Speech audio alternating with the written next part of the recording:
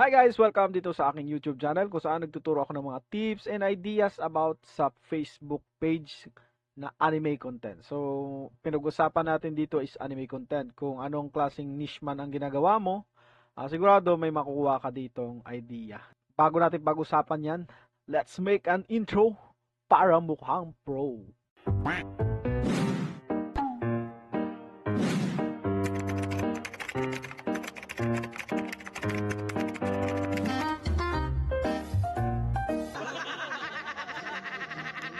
So yun, no, nandito tayo ngayon sa aking payout settings kung saan nakikita lang to sa Meta Business Suite. Overview, transaction, support, and settings. So, may kita nga ba sa pag-anime? Ito, pinapakita ko na sa inyo. Yan, yun. Nakikita nyo sa inyong screen. Meron ako dito, August 21, 2023. So, naging paid yan, $1,000. No? Kumita yan. Nakuha ko yan. Pumasok yan sa bangko.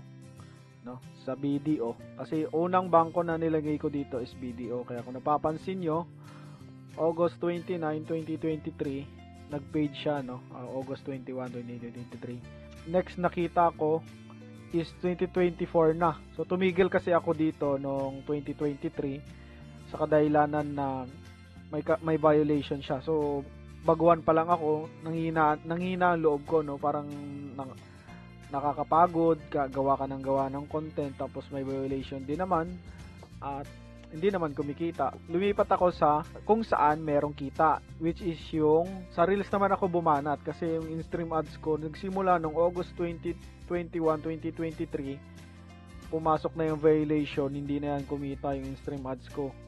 Bumalik yan, tapos bigla na namang bumalik siya, naging green ulit, kumita na naman siya, no? Kakaunti lang. Etong June 25 bumanat na naman ako ng Reels at kumikita ako ng $26, yan, $64, 61.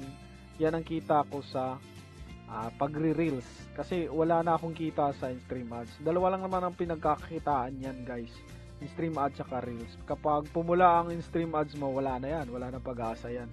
Maghintay ka ng ilang taon yan dyan kasi may violation ka eh. So kapag may violation ka, hindi talaga mangyayari yan.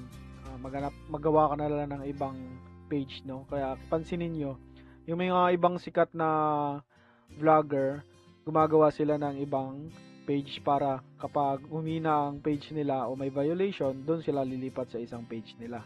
So, yan lang ang diskarte dyan. Dito, noong June 25, bumanat na ako dito ng Reels. Kaya napapansin nyo, bank BPI na yan. At pinalitan ko ng $25, no? Kasi may pagpipilian ka nyan eh. $25 tsaka $100. 25, tama, 25 and $100. Hindi ko alam kung may 50, no? Pero pagkakaalam ko, may 50 pala.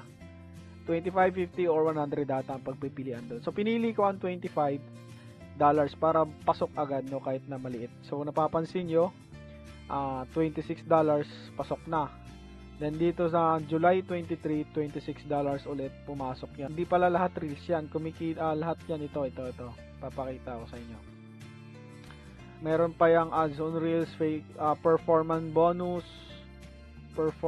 bonus. July 20, yan, kumita ako dito in stream ads, no, bumalik kasi in stream ads ko. Yan, ad breaks yan. Facebook performance, $6. Ads on Reels, $0.41, no? Yan. Kapag umabot na yan sa $25, magkakaroon yan ng process. Tulad nito, guys. Itong September ko, 2 September yan, di ba? Performance bonus lang, tsaka ads on Reels lang.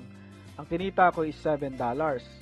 Tapos 57. So, nung October, hindi yan naging paid, nag-process lang yan. Tapos, sumama na ngayon itong si October kay September. So, umabot siya ng, ito ang kanyang, lahat-lahat niyan is, so yan, nakikita nyo sa inyong harapan, $18, no? Tapos balance, $27 as of October 31. So, makukuha ko yan November 9, pumasok na yung invoice, tsaka invoice yan ng ng Reels, tsaka invoice ng bonuses, mga ganon. Yan, pumasok na yan. Kung nakikita nyo, yan. Yan yung aking meta invoice, no? Kumita yung bonuses ko ng $1 and then ads on reels ng $16, no? So ito naman ang so may nag-subscribe sa akin, ng bayad nun is $0.35. Ang pinakatandaan nyo lang dito is yung payment remittance. So meron ako niyan August, itong payment remittance. So yan ang payment remittance noong September, no. Pumasok yan $61, no. Nasa ano din yan, nasa 2.5 something. Kapag nakatanggap ka ng meta remittance, sureball yan, pasok agad yan. Kapag walang problema ang iyong payout, no. So yan ang aking mga kinita nung sa pag-anime na to. Kung nakikita nyo, 2023 malaki ang kinita ko kasi parang glitch din to eh. Parang ang nangyari dito is glitch. Hindi pa ganong updated si Facebook, binanatang ko na. At dito nagkaroon na ako ng monetization, lahat na unlock ko, bukod lang sa live kasi bira naman ako mag-live. At etong September nakuha ko na. So yung October na lang, no. October na lang ang hindi ko pa nakukuha at makukuha natin yan. Maliit lang naman siya. Nasa $25. Ito, nasa nasa $27 to itong process na to. Yan, $7, tapos plus 1, $8, plus 16. Diba? Nasa 27 yan. So, matotal yan $27. At meron na yung meta invoice. So, hinihintay ko na lang yan na magkaroon ng paid. At sureball naman ako magpipaid yan kasi legit naman yung mga sahod ko. Napipaid naman lahat yan.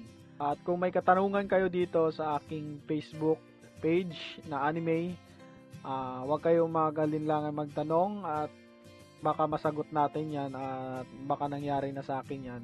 Handa akong tulungan kayo, guys. Tutulungan ko kayo ang abot sa aking makakaya.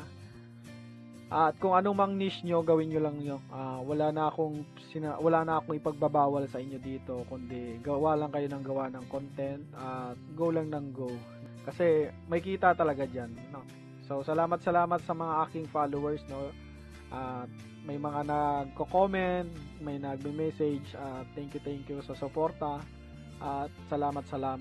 Sa next video ko sakali, no, makikita nyo na lang sa vlog ko dito na nagbibigay na tayo ng tulong kahit papano.